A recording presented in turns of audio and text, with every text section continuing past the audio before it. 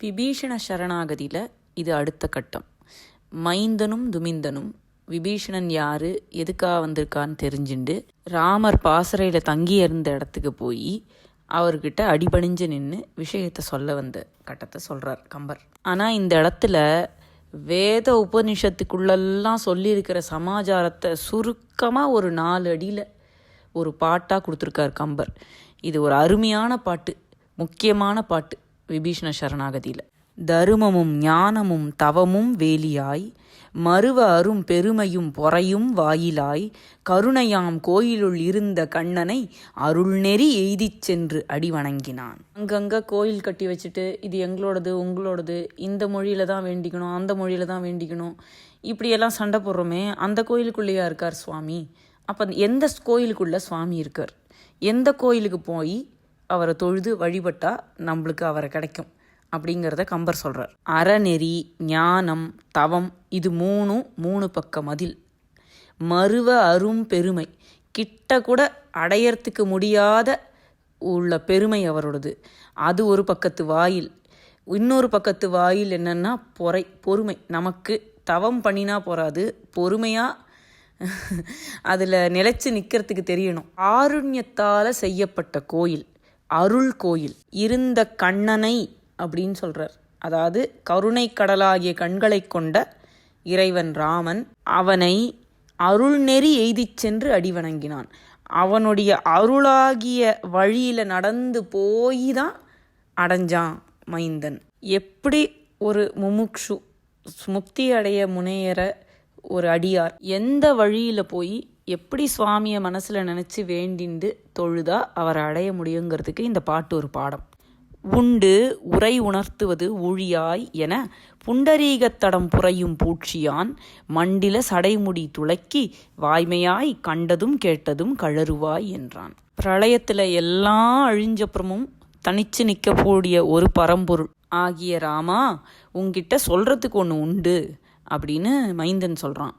புண்டரீகத்தடம் பூத்த பூட்சியான், தாமரை மலர்கள் மலர்ந்த ஒரு தடாகம் போன்ற திருமேனி உள்ள ராமன் தன்னுடைய அழகான சடைமுடியை ஆட்டி, உண்மையை பேசுபவனே, நீ கண்டதையும் கேட்டதையும் சொல்லு அப்படின்னு சொல்கிறார். விளைவினை அறிந்திலம் வீடனப் பெயர் நளிர்மலர் கையினன் நால்வரோடு உடன் களவு இயல் வஞ்சனை இலங்கை காவலர்க்கு இளவல் நம் சேனையின் நடுவன் எழுதினான். விபீஷணன்னு ஒருத்தன், ஆனால் எதுக்காக வந்திருக்கான்னு தெரியாது. ஒருவேளை ஏதாவது கெடுதலான எண்ணங்கள் இருந்தாலும் இருக்கலாம், இல்லைனாலும் இல்லை. பட் அவன் எப்படி வந்திருக்காங்கிற சமாச்சாரத்தை மட்டும் சொல்கிறேன்னு, நளிர்மலர் கையினன், கையில் கொலை கருவிகள் எதுவும் இல்லை, அதாவது சண்டைக்கு வரல, ஒரு 4 பேரோட சேர்ந்துண்டு களவு இயல் வஞ்சனை இலங்கை காவலருக்கு, களவே ஒரு இயல்பாக உள்ள வஞ்சனை மிகுந்த இலங்கை மன்னனான ராவணனுக்கு தம்பி நம் சேனையின் நடுவன் எழுதினான். நம்ம சேனைக்கு நடுவே வந்திருக்கார். கொல்லுமின் பற்றுமின் என்னும் கொள்கையான் பல்பெருந்தானை சென்று அடர்க்க பார்த்து நில்லுமின் என்று நீவிர் யார் நும் நிலை சொல்லுமின் என்ன ஓர் துணைவன் சொல்லினான். நடந்தபடி சொல்கிறான் மைந்தன்.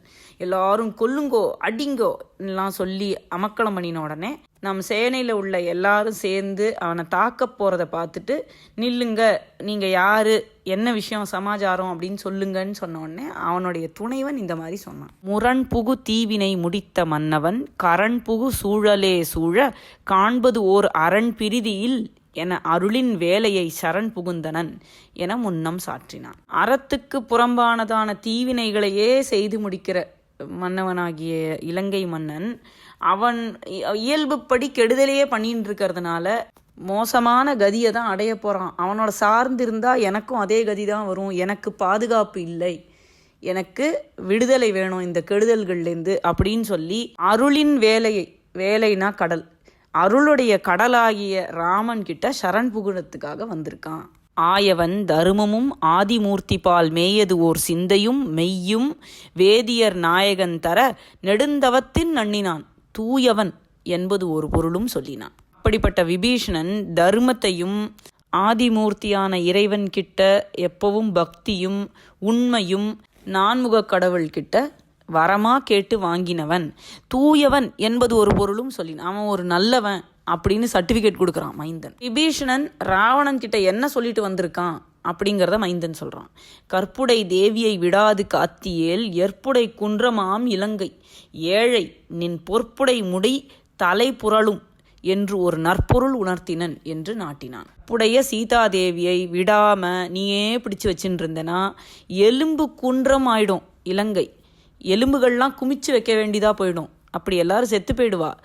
ஏழை அறிவில்லாதவனே நின் பொற்புடை முடி தலை புரளும், உன்னுடைய 10 தலையும் தரையில் புரளும், நல்ல விஷயத்த சொல்கிறேன் தயவு செஞ்சு புரிஞ்சுக்கோன்னு சொல்லி கொடுத்தும் அவன் கேட்கல அப்படின்னு சொன்னான். ஏந்தெழில் ராவணன் இணைய சொன்ன நீ சாம் தொழிற்கு உரியை என் சார்பு நிற்றியேல் ஆம் திணை பொழுதில் அகரியால் எனப் போந்தனன் என்றனன் புகுந்தது ஈது என்றான். ஏந்தெழில் ராவணனா, ரொம்ப அழகான ராவணன். இப்படியெல்லாம் சொன்ன நீ சாகும் தொழிலுக்கு தான் உரிமையானவன், செத்து போயிடுவேன். இப்போ இங்கே நின்னேனா என் பக்கத்தில் நின்ன ஒரு செகண்டில் கொன்னுடுவேன், இப்பயே போயிடு அப்படின்னு சொன்னான். அப்படி சொன்னதுனால வேறு புகலிடம் இல்லாததுனால உங்ககிட்ட வந்திருக்கான்னு மைந்தன் சொல்கிறான். திராவிட கட்சிகள் எல்லாரும் சேர்ந்து ராவணன் தமிழன், அவனை பயங்கரமாக காட்டுறாங்க, மோசம்னு சொல்கிறாங்க, என்னென்னமெல்லாம் ஆரியர்கள் திராவிடர்கள் குழப்பம் அப்படின்லாம் சொல்லி நியாயமாக பார்த்தா ராமர் க்ஷத்ரிய வம்சத்தில் பிறந்தவர், அவர் அந்தணர் கிடையாது. ராவணன் அந்தணனுடைய பையன் ஒன்று. ரெண்டாவது அவனுடைய வம்சம் நார்த் இந்தியாவிலேருந்து மைக்ரேட் ஆனது, இலங்கை மன்னனுடைய வம்சம். இன்னொரு விஷயம், ராமர் அழகு கொள்ளை அழகு, அந்த அழகை சொல்லியே முடிக்க முடியாது, ஐயோன்னு சொல்கிற அந்த அளவுக்கு உணர்ச்சி மேலிடுற ஆழ்வார் பாசுரம் எல்லாம் நம்மக்கிட்ட இருக்குது. இருந்தாலும் ராவணனும் அழகு பார்க்க நன்னா இருப்பான்னு நம்ம இதிலெல்லாம் சொல்லியிருக்கு. அவனை யாரும் பார்க்கறதுக்கு கொடூரமாக இருப்பான் அப்படின்லாம் சொல்லவே இல்லை, அவனுடைய செயல்கள் கொடூரமாக இருக்குது அப்படின்னு தான் சொல்லியிருக்கு. அரக்கிகள்லாம் இலங்கையில் இருந்த அரக்கிகள் பார்க்க ரொம்ப அழகாக இருந்தாங்கன்னு நிறைய இடத்துல கம்பர் சொல்லியிருக்கார். ஒரு இடத்துல வயத்தில் வாய் உள்ளவா அப்படின்னு சொல்லியிருக்கார். அது எதுக்கு அப்படி சொல்லியிருக்கார் அப்படின்னா பயங்கரப்படுத்துறதுக்காக சொல்லியிருக்காரா? அப்படியெல்லாம் கிடையாது, அவங்கவுங்களுடைய லைஃப் சாய்ஸ் அதை பற்றி சொல்கிறார், அவ்வளோதான். இன்ப நுகர்ச்சியிலேயே மனம் போனவங்க, அதாவது கபந்தனுக்கும் வயத்திலேயே வாய் இருக்குன்னு சொல்லுவோம். இந்த வாய் தலையில் இருந்தால் மூளை பக்கத்தில் தானே இருக்குது, அதுக்கு தானே அறிவு போகணும். அந்த மாதிரி அதுக்கு தானே உணவு போகணும், அறிவுக்கு தானே. அப்படி ஆகாமல் வயத்தையே நினச்சின்னு வாழறவங்க, வயத்திலேயே வாய் இருக்கிறவங்க. அப்பொழுது ராமனும் அருகில் நண்பரை இப்பொருள் கேட்ட நீர் இயம்புவீர், இவன் கைப்புகர் பாலனோ கழியற் பாலனோ ஒப்புற நோக்கி நிம் உணர்வினால் என்றான். உடனே ராமர் பக்கத்தில் இருக்கிற நண்பர்களை பார்த்து, இவன் சொன்ன விஷயங்களெல்லாம் நீங்கள் கேட்டீங்களே, இவன் சொன்ன விஷயத்த சீர்தூக்கி பார்த்து உங்கள் மனசுக்கு ஒப்ப ஆராய்ச்சி பண்ணி இந்த விபீஷணன் நம்ம பக்கம் சேர்த்து கொள்ள தகுந்தவனா இல்லை கழிச்சு கட்ட வேண்டியவனா அப்படின்னு கேட்குறார். ராமர் சுவாமி, அவருக்கு எல்லாரும் கை கட்டி வாய் புதைத்து நின்று எல்லாரும் சேவகம் பண்ணுறதுக்கு ரெடியாக இருக்கா. உடனே நானே டிசைட் பண்ணுறேன் அப்படின்லாம் பண்ணாமல், அதுதான் ராமன் வித்தியாசம் எல்லா இடத்துலையும் காமிச்சுட்டே இருக்கார் கம்பர். அப்போது எல்லாரையும் விசாரித்து கேட்டு அவர் சொல்கிற மாதிரி செய்கிறதுக்கு ரெடியாக இருக்கார் ராமர். தடமலர் கண்ணனை தடக்கை கூப்பி நின்று இடனிது காலம் ஈது என எண்ணுவான் கடனறி காவலன் கழறினானரோ சுடர் நெடு மணிமுடி சுக்ரீவனே. ஒளிமிக்க பெரிய மணிமுடி அணிஞ்ச சுக்ரீவன் நல்ல அரசன், கடமை உணர்ந்த அரசனான அவன், இடம் இது காலம் இது இடம் பொருள் ஏவல் தெரிஞ்சவனான அவன், அகன்ற மலர் போன்ற கண்களுடைய ராமனை பார்த்து கை கூப்பி நின்று சொல்ல ஆரம்பிக்கிறான். நனி முதல் வேதங்கள் 4 நாம நூல் மனு முதல் யாவையும் வரம்பு கண்ட நீ இணையனே கேட்கவோ எம்மனோர்களை வினவிய காரணம் விதிக்கும் மேலுளாய். எல்லாருடைய விதிக்கும் அப்பாற்பட்டு நிற்கும் இறைவனான ராமனே, எல்லா வேதங்களும் மனு நீதி முதலிய எல்லா நூல்களையும் கரை கண்டவனே, உனக்கு நாங்களா சொல்கிறது, எங்களுக்கு என்ன தெரியுங்கிற ஒரு தொனியில் சொல்கிறார்.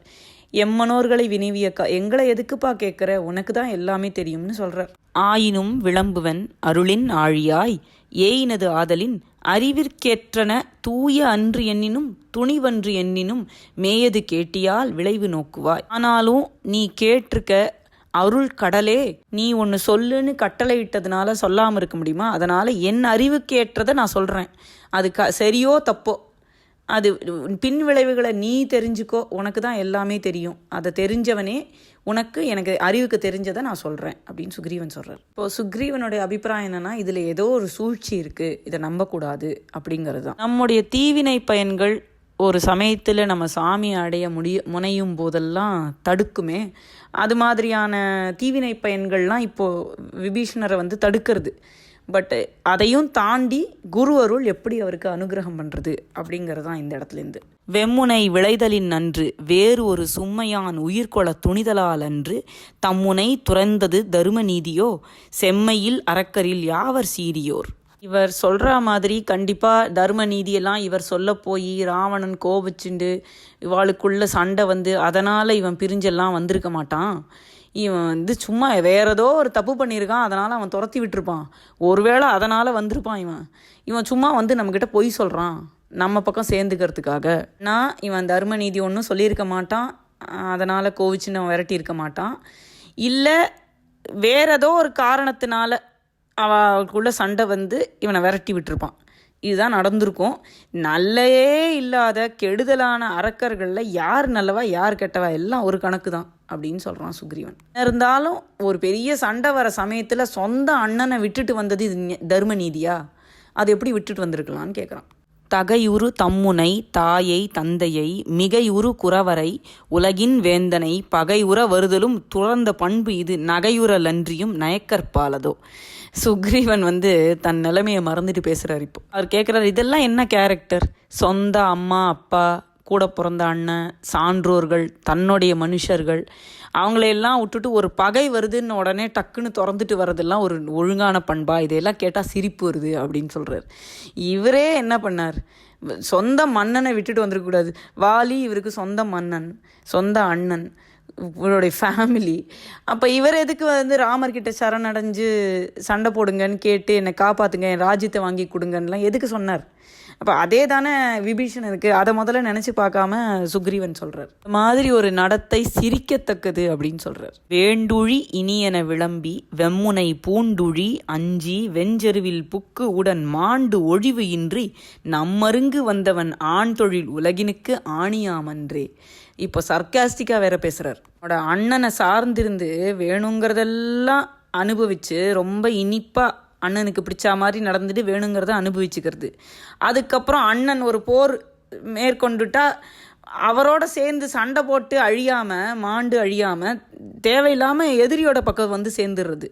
இந்த மாதிரி உள்ளவனுடைய ஆண்மை உலகத்துக்கே பெரிய ஆணி, அச்சாணி மாதிரி அப்படின்னு நக்கலா சர்க்காஸ்டிக்கா பேசுறார். மிகைப்புலம் தருமமே வேட்ட போது அவர் தொகைக்குலம் துறந்து போய் சார்தல் அன்றியே நகைப்புலம் பொது உற நடந்து நாயக பகைப்புலம் சார்தலோ பழியின் நீங்குமோ. நம்ம சேர்ந்தவா ஒரு தப்பு செய்யும்போது அது நம்ம மனசுக்கு பிடிக்கலைன்னா ஒதுங்கி இருக்கலாமே, எதுக்கு பகைவனோட போய் சேர்ந்துக்கணும் அப்படிங்கிறத சொல்கிறார். ஒரு தீவினையாளனை சார்ந்து இருக்கிற ஒரு ஆளுடைய மனசு தர்மத்தையே வேண்டித்துன்னா அந்த தீவினையாளனை விட்டு விலகி இருக்கலாமே, எதுக்கு பகைவனோட போய் சேர்ந்துக்கணும்? இப்படி இருந்தால் எல்லாரும் பார்த்து சிரிக்க மாட்டாளா? இந்த பழி என்னைக்காவது போகுமா விபீஷணனை விட்டு அப்படின்னு சுக்ரீவன் சொல்கிறார். காலத்தில் எல்லாரும் பட்டிமன்றம் நடத்தி இந்த கேரக்டரில் இந்த தப்பு, அந்த கேரக்டரில் அந்த தப்புன்னு ஒரு பாயிண்ட் இல்லாமல் பேசுகிறா. எல்லா பட்டிமன்றத்தையும் கம்பர் இதுக்குள்ளேயே போட்டு வச்சிருக்கார் ஃபுல் பாயிண்டோட. வார்க்குருவனை கழல் தம்முன் வாழ்ந்த நாள் சீர்க்கு உறவாய் இடை செருநீர் சீரிய போர்க்கு உறவு அன்றியே போந்தபோது இவன் ஆர்க்கு உறவாகுவன் அருளின் ஆழியாய் அப்படின்னு சொல்கிறார். அருள் கடலே ராமா, இவன் அண்ணன் நன்னா வாழ்ந்த காலத்தில் அவனை சார்ந்து இருந்துட்டு அவனோட எல்லா செல்வத்தையும் அனுபவிச்சுட்டு இப்போ அவனுக்கு போர்க்கு உறவு அப்படின்னு ஆனபோது உடனே இது என்னால் முடியாது அப்படின்னு விலகி வந்தது. இவன் யாருக்கு தான் உறவாவான்? இவன் யாரோட தான் இவனால் நிலைச்சு அன்போடு வாழ முடியும்? ஏதாவது ஒரு பிரச்சனை வந்ததுன்னா அவன் ஒரு ஆப்பர்ச்சுனிட்டிஸ் இங்கேருந்தும் போயிடுவான் அப்படின்னு சொல்கிறார். இந்த விபீஷணன் ஒரு ஆப்பர்ச்சுனிஸ்ட்டுங்கிறத பாயிண்ட்டை ஸ்ட்ராங் பண்ணுறதுக்கு இன்னொரு விஷயம் சொல்கிறார் சுக்ரீவன். ஒட்டிய கனகமான் உருவம் ஆகிய சிட்டனும் மருமகன் இழைத்த தீவினை கிட்டிய போதினில் தவமும் கேள்வியும் விட்டது கண்டும் நாம் விடாது வேட்டுமோ. ராவணனுடைய மாமா மாரீச்சன் அவனை தான் மிரட்டி நீ கனகமான் உருவம் எடுத்துட்டு தங்கமான் உருவம் எடுத்துட்டு வரணும்னு ராவணன் மிரட்டி செய்ய வச்சான். அவன் வந்து பயந்து ராமன் கிட்ட பயந்து தபஸ் பண்ணுறேன்னு சொல்லி ஒதுங்கி போனவன். அவன் என்ன ஆனா, இவன் மிரட்டின உடனே டக்குன்னு வந்து அவன் சொன்ன மாதிரிலாம் கேட்டு சூழ்ச்சி பண்ணலையா? நான் தபஸ் தான் பண்ணுவேன், நீ என்ன வேணா பண்ணிக்கோன்னு சொல்லிட்டு பேசாமல் இருந்திருக்கலாமே, அந்த மாதிரி பண்ணலையே. தன்னை காப்பாற்றிக்கிறதுக்காக தானே அவன் வந்து கனகமான உருவம் எடுத்து வந்தான். இந்த மாதிரி இவனுக்கு ஒரு சிச்சுவேஷன் வந்துன்னா இவன் நம்மளை கழட்டி விட்டுட்டு போயிடுவான். இவன் நல்ல பழக்க வழக்கத்தில் இருக்கான்னு நம்பி அவனை சேர்த்துக்க கூடாது அப்படின்னு சுக்ரீவனுடைய வாதம். கூற்றுவன் தன்னொடு எவ்வுலகம் கூடி வந்து ஏற்றன எண்ணினும் வெல்ல ஏற்றுளம் மாற்றவன் தம்பினம் மருங்கு வந்து இவன் தோற்றுமோ அன்னவன் துணைவன் ஆகுமோ. நமக்கொன்று இவனுடைய சப்போர்ட்லாம் தேவையில்லை அப்படின்னு சொல்கிறார் சுக்ரீவன். இந்த ராவணன் எவ்வளோ உலகங்களையும் சேர்த்துண்டு யமனையே தன் பக்கம் சேர்த்துண்டு வந்து நம்மக்கிட்ட எதிர்த்து சண்டை போட்டாலும் நம்ம திருப்பி சண்டை போட்டு ஜெயிக்கிறதுன்னு முடிவு பண்ணி வச்சுருக்கோம். அவனுடைய தம்பி நம்ம பக்கம் வந்து சேருவான்னு நம்புறதா? நமக்கு துணைவன் ஆவானா?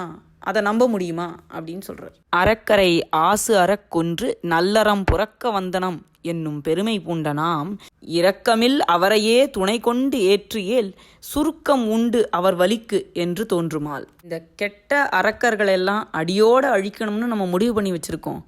அதுலேயே ஒரு ஆள் இரக்கம் இல்லாத அந்த அரக்கர்கள்லேயே ஒரு ஆளை நம்ம பக்கம் சேர்த்துண்டா இவரோட வலிமைகள் கம்மி போல இருக்கு அப்படின்னு இந்த உலகம் நினைக்காதா?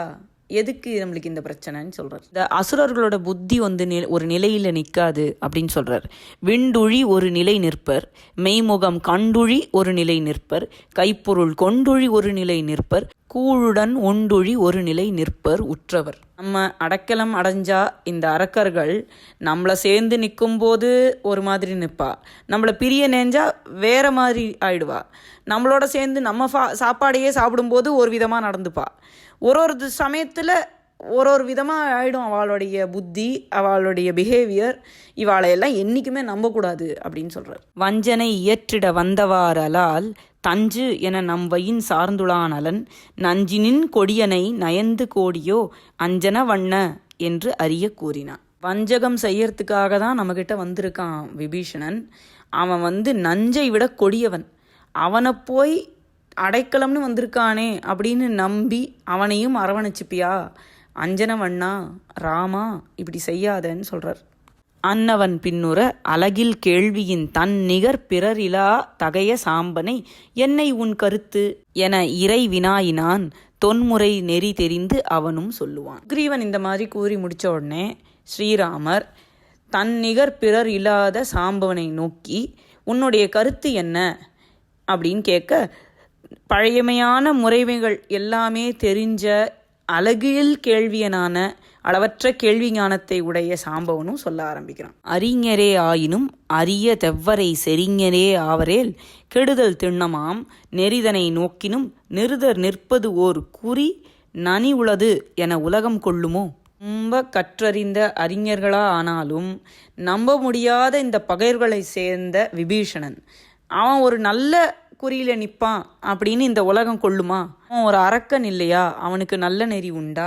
அதாவது ஒழுங்கான வாழ்க்கை முறை அறநெறி உண்டா அப்படின்னு கேட்குறாரு. இப்படிப்பட்ட ஆளை நம்மக்கிட்ட சேர்த்துண்டா நம்மளுக்கு கெடுதல் கண்டிப்பாக நடக்கும் அப்படின்னு சொல்கிறார். இப்போ அடுத்த பாயிண்ட் என்னன்னு கேட்டால், ரொம்ப நம்மளுக்கு அவசியத்துக்கு ஹெல்ப் பண்ணுறாங்கன்னா கூட ஒரு மாப்ஸ்டரோட ஃப்ரெண்ட்ஷிப் வச்சுக்கலாமா அப்படின்னு சொல்கிறார். வெற்றியும் தருகுவர் வினயம் வேண்டுவர் முற்றுவர் உரு குறை முடிப்பர் முன்பினால் உற்றுரு நெடும் பகை உடையர் அல்லதும் சிற்றினத்தவரோடு செறிதல் சீரியதோ. ஒருவேளை நம்மளுக்கு நல்ல ஆலோசனைகளை சொல்லி நமக்கு வெற்றியும் வாங்கி தரலாம் இந்த விபீஷணன். நம்மளுடைய எது வேறு நம்ம சொன்னாலும், எந்த ஏவல் சொன்னாலும், நம்மளுடைய குறைகளை சொன்னாலும் அதை செஞ்சு முடிக்கலாம் ஒருவேளை. ஆனால் நம்மளோட முடிவான பகைமை உடையவர்கள் அரக்கர்கள், நமக்கு எதிரிகள். அவங்கள நம்பவும் முடியாது.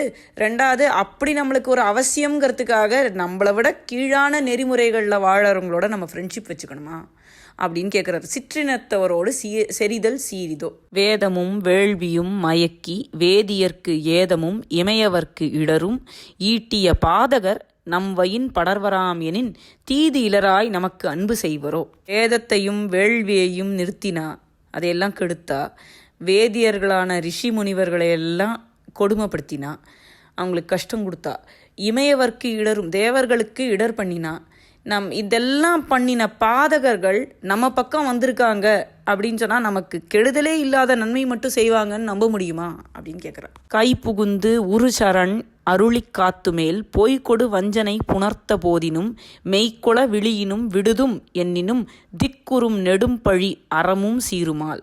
அவர் சொல்கிறார், விபீஷ்ணன் மாதிரி ஒரு அரக்கன் நம்ம பக்கம் வந்து நம்மளோட சேர்ந்து நம்ம அவளுக்கு அடைக்கலம் கொடுத்து நாளைக்கு அவள் திடீர்னு வஞ்சனை மனசோட ஏதாவது செஞ்சு ஏதாவது தீவினை செஞ்சு அப்போ திடீர்னு நம்ம விட்டுறோம் அப்படின்னு சொன்னால் இந்த அறமே நம்மளை பார்த்து சீரும். ஒரு கெட்டவாளுக்கு நம்ம அடைக்கலம் கொடுத்தா அவள் செய்யக்கூடிய தீவினைகளுக்கும் நம்ம தான் பொறுப்பு.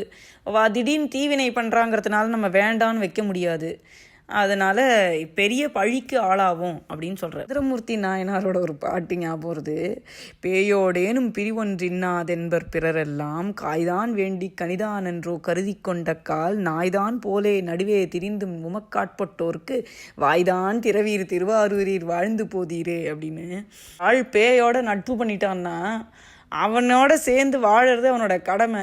அவனுக்கு எப்படி பிடிக்குமோ, அந்த பேய்க்கு என்ன பிடிக்குமோ அதையெல்லாம் செஞ்சுட்டு அதோட சேர்ந்து வாழறது அவனோட கடமை. திடீர்னு நீ பேய் உடனே இனிமேல் எனக்கு நீ வேண்டான்னு சொல்லி கழட்டி விட முடியாது அப்படின்னு சொல்வார். கிட்ட நட்புன்னு பூண்டுட்டா அது அவள் எவ்வளோ மோசமானவாளாக இருந்தாலும் அவளோட சேர்ந்து இருக்கிறது தான் ஒரு கடமை அப்படின்னு அவர் சொல்ல வந்த விஷயம் என்னென்னா, உங்களுக்கு நான் மோசமான ஃப்ரெண்டு தான், இருந்தாலும் நீங்கள் வந்து என்னை சப்போர்ட் பண்ணி தான் ஆகணும். திடீர்னு என் கண்ணுக்கு பறிச்சுட்டு திருப்பி தரமாட்டேன்லாம் அடம்பிடிக்கக்கூடாதுன்னு சுவாமி கிட்ட சொல்கிறார். கடைசியில் இப்படி சொல்லி முடிக்கிறார் சாம்பவன். மேல் நனி விளைவது விளம்ப வேண்டுமோ கானகத்து இறைவியோடு உறையும் காலையில் மான் என வந்தவன் வரவை மானும் இவ்வேனையன் வரவும் என்று இணைய கூறுவான். இது எதை ஒக்கிறதுனா, இதுக்கு மேலே நான் என்ன சொல்கிறதுன்னு எனக்கு தெரியல. சீதையோட நீங்கள் கானகத்தில் இருக்கும்போது ஒரு கனகமான் வந்தது, அதனால் எவ்வளோ கெடுதல் நடந்தது. அதுவும் இந்த அரக்கன் வந்து அடைக்கலம் கேட்குறதும் ஒன்று. இதனால் நிச்சயமாக கெடுதல் தான் நடக்கும்னு சாம்பன் சொல்கிறார். அடுத்தது ராமர் நீலன் கிட்ட அபிப்பிராயம் கேட்குறார். பால்வரு பணுவலின் துணிவு பற்றிய சால் பெருங்கேள்வியன் தானே நாயகன் நீலனை நின் கருத்து இயம்பு நீ என மேலவன் விளம்பலும் விளம்பல் மேயினான். எல்லா இந்த வானரங்களை எல்லாம் பற்றி சொல்லும்போது ரொம்ப கேள்விகளில் சிறந்தவர்கள், நிறைய நூல்களை படித்து தெரிந்தவர்கள், பெரும் கேள்வியன், சால் பெரும் கேள்வியன், பணுவலின் துணிவு பற்றியவன் அப்படின்லாம் ரொம்ப உயர்வு நவிர்ச்சியாக சொல்லியிருக்கார் கம்பர். இப்போ இந்த வானர சேனையோடைய தலைவன் நீலன், அவர்கிட்ட ராமர் கேட்குறார், உன்னுடைய கருத்து என்ன, நீ சொல்லு அப்படின்னு. பகைவரை துணை என பற்றற்பால ஆம் வகையுள அன்னவை வரம்பியில் கேள்வியாய் தொகையுற கூறுவேன் குரங்கின் சொல் என நகையுறல் இன்றியே நயந்து கேட்டியால். ஒரு குரங்கு சொல்கிறதுன்னு என்னை பார்த்து சிரிக்காத, நான் ஒரு விஷயம் சொல்கிறேன், தயவு செஞ்சு கேட்டுக்கோ அப்படின்னு சொல்கிறார். எல்லையில்லாத பல நூல்களை தெரிஞ்ச ஞானம் உள்ள ராமா, பகைவர்களை கூட நம்ம வந்து துணையாக ஏற்றுக்கலாம், ஆனால் அதுக்கு சில ரூல்ஸ் இருக்குது. அது என்னென்னு நான் சொல்கிறேன். தம் குல கிளைஞரை தருக்கும் போரிடை பொங்கினர் கொற்றவர்க்கு எளியர் போந்தவர் மங்கையர் திறத்தினில் வயிர்த்த சிந்தையர் சிங்கையில் பெரும் பொருள் இழந்து சீறினோர். வரிசையாக ஒரு லிஸ்டாக சொல்கிறார். என்னோட குலத்தில் பிறந்த உறவினர்களை சினந்து கொன்றவர்கள், செருக்கு கொண்டு செய்யும் போரில் சினந்து கொன்றவர்கள், எளியர், எதுவுமே செய்ய முடியாதவராக இருக்கிற எளியவர், பெண்கள் விஷயத்தினால சண்டை போட்டு மனசில் பகைமை கொண்டவர்கள், சிறந்த பொருட்களை உடைய அதை இழந்தவர்கள், பேர் அபிமானங்கள் உற்ற பெற்றியோர், போரிடை புறங்கொடுத்து அஞ்சி போந்தவர், நேர்வரு தாயத்து நிரம்பினோர், பிறர் சீரிய கிளைஞரை மடியச் சென்றுள்ளோர். ரொம்ப பேஷனோட நாடு, மொழி, இனம் போன்ற பெரிய பற்றுகளை உடையவர்கள், பகைவர்களோட சண்டை போட்டு புறமுதுகு காட்டி ஓடி வந்தவர்கள், சண்டை போட்டு பங்காளிகளோட சண்டை போட்டு பொருட்களை இழந்து வறுமை உற்றவர்கள், பிறருடைய சிறந்த உறவினர்களை மடியும்படி கொன்றவர்கள், அவங்க கூட சரணடைஞ்சால் நம்ம ஏற்றுக்கணும். அடுத்த நாட்டு அரசியல் உடைய ஆணையால் படுத்தவர் நட்டவர் பகைஞரோடு ஒரு மடக்கொடி பயந்தவர் மைந்தராயினும் உடன் கொளத்தகையர் நம் முழை வந்து ஒன்றியால். அடுத்த நாட்டு ராஜா அரசியல் கைதி ஒருத்தனை வச்சுருக்கான், அவனுக்கு நண்புடையவர் இருந்ததுன்னா அவன் சரண்னு வந்து அடைஞ்சானா நம்ம ஏற்றுக்க தான் வேணும். ஐயோ அந்த நாட்டு ராஜாவுக்கு கோபம் வருமேங்கிறதுக்காக நம்ம விடக்கூடாது. நம்ம பகைவர்களோட கூட பிறந்தவா ஒரு மடக்கொடி பயந்தவர் மைந்தராயினும் நம்முழை வந்து ஒன்றினால், நம்மக்கிட்ட வந்து சேர்ந்து அடைக்கலம்னு கேட்டால் உடனே சேர்த்து கொள்ளத்தக்கவரே அவர். அதாவது நம்ம பகைவர்களோட ஒரு தாய் வயிற்றுல பிறந்த பிள்ளைகள் சொல்கிறாங்களே, அந்த மாதிரி இருந்தவங்க வந்தால் கூட நம்ம அடைக்கலம் தரணும்னு சொல்கிறார். தாமுற எளிவரும் தகைமையார் அலர் நாம் உற வல்லவர் நம்மை நண்ணினால் தோமுற நீங்குதல் துணிவராதலின் யாம் இவன் வரவு இவற்று என் என்று உண்ணுவாம். தானே வந்து நம்மளை சேரும்படியான எளியத்தன்மை இல்லாத சில பேர் இருக்காங்க.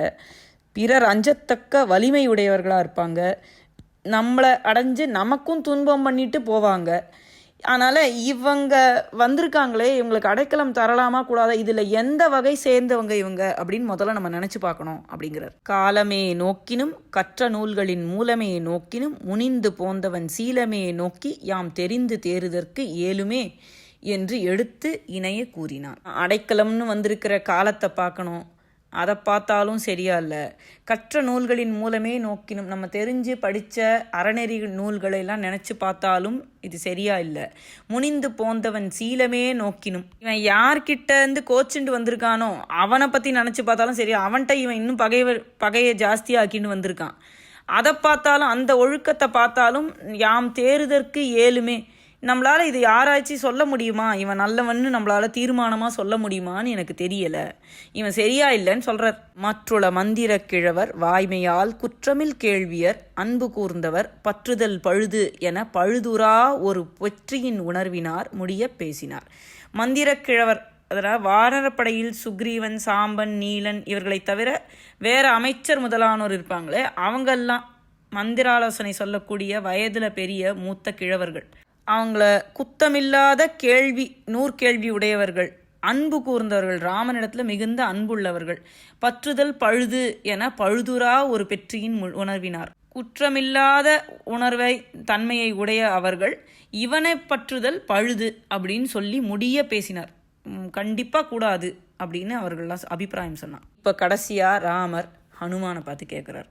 ஊறு பொருள் யாவரும் ஒன்ற கூறினார் செறி பெருங்கேள்வியாய் கருத்து என் செப்பு என நேரி தரு மாருதி என்னும் நேரிலா அறிவனை நோக்கினான் அறிவின் மேல் உணான். அறிவுக்கெல்லாம் அப்பாற்பட்ட பரம்பொருளான ராமன் நேரிலா அறிவனை நோக்கினான். இவருக்கு சமமான அறிவுள்ளவர்கள் அப்படின்னு ஒருத்தரை காட்டவே முடியாது. புத்திமதாம் வரிஷ்டம் அப்படின்னு, புத்திமான்கள்லேயே சிரேஷ்டமானவர் அனுமர். அப்படி தனக்கு நிகரிலா தன்மையரான அனுமரை நோக்கி, அறிவில் சிறந்த அனுமரை நோக்கி, ஒரு பொருள் யாவரும் அவங்களுக்கு தெரிஞ்ச நல்ல விஷயங்களை சேர்த்துக்கலாமா கூடாதா விபீஷணனை அப்படிங்கிற விஷயத்தையெல்லாம் சொன்னாங்க எல்லாரும். சரி பெரும் கேள்வியா, எல்லாம் படித்து தெரிஞ்சவனே ஹனுமா, உன் கருத்து என்ன அப்படின்னு கேட்குறார். இப்போது ஹனுமராகிய குரு பரம்பொருள்கிட்ட அளவில்லாத பக்தி உள்ளவரான, பெரும் தவமுடையவரான, அவருக்கு சமமில்லாத ஒரு குரு விபீஷணனுக்கு கிடைச்சதுனால விபீஷணனுக்கு நல்ல கதி கிடைக்க போகிறது. அவர் சுவாமி கிட்ட ரெக்கமெண்டேஷன் பண்ண போகிறார்.